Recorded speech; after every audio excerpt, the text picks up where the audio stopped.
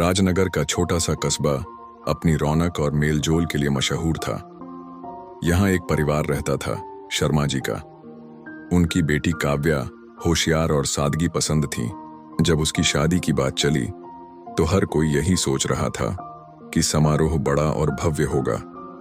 लेकिन काव्या और उसके होने वाले पति आदित्य का विचार बिल्कुल अलग था। दोनों का मानना था कि शादी सिर्फ दिखावे के लिए नहीं, बल्कि दो परिवारों और दो आत्माओं का मिलन है। इसलिए उन्होंने न ठाट बाट का भव्य पंडाल चुना, न ही सैकड़ों मेहमान बुलाए। उनकी शादी गांव के पुराने बरगद के पेड़ के नीचे हुई, जहां बचपन से दोनों खेलते थे। पेड़ को रंग बिरंगी चुनरियों से सजाया गया और फूलों की वर्षा से वातावरण महक उठा। बारात घोड़े बैंड के बजाय साइकिलों से पहुंची। रिश्तेदार और दोस्त ढोल की धुन पर नाचते हुए आए। भोजन भी चांदी के बर्तनों में नहीं, बल्कि मिट्टी के कुल्हड़ों और पत्तलों में परोसा गया।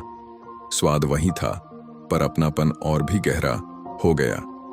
सबसे अनोखा पल तब आया जब आदित्य ने वरमाला के साथ काव्या को एक किताब भेंट की। वह किताब थी जीवन साथी, जिसमें उन्होंने अपनी भविष्य की योजनाएं और वादे लिखे थे। काव्या ने भी उसे उत्तर में अपनी लिखी कविता डायरी दी। शादी भले ही बिना शोर शराबे और आडंबर के हुई थी, पर पूरे कस्बे में चर्चा का विषय बन गई। लोग कहते थे, ऐसी शादी तो पहले कभी देखी ही नहीं।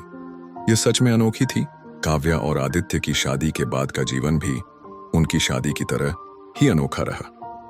दोनों ने मिलकर अपनी खुशियों और जिम्मेदारियों को बराबरी से बांटा। आदित्य ने गांव में एक छोटी पुस्तकालय खोलने का निर्णय लिया, ताकि बच्चों और युवाओं को अच्छी किताबें मिल सकें। काव्या ने इसके साथ साथ गांव के महिलाओं के लिए सिलाई, कढ़ाई और पढ़ाई लिखाई के कोर्स चलाना शुरू किया। उनकी मेहनत रंग लाई और धीरे धीरे पूरा गांव सीखने और पढ़ने के लिए उत्साहित होने लगा। जो पहली बार पढ़ाई के महत्व को कम समझते थे, वे भी अब आदित्य और काव्या की कोशिशों से प्रेरित होकर बदलाव लाने लगे।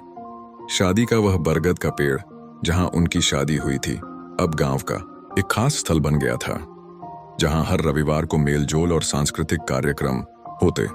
काव्या और आदित्य ने दिखा दिया कि शादी केवल रस्म रिवाज तक सीमित नहीं है, बल्कि एक नई जिंदगी शुरू करने का एक सुंदर प्रस्ताव है, जिसमें प्यार, समझदारी और एक दूसरे का साथ सबसे महत्वपूर्ण होता है।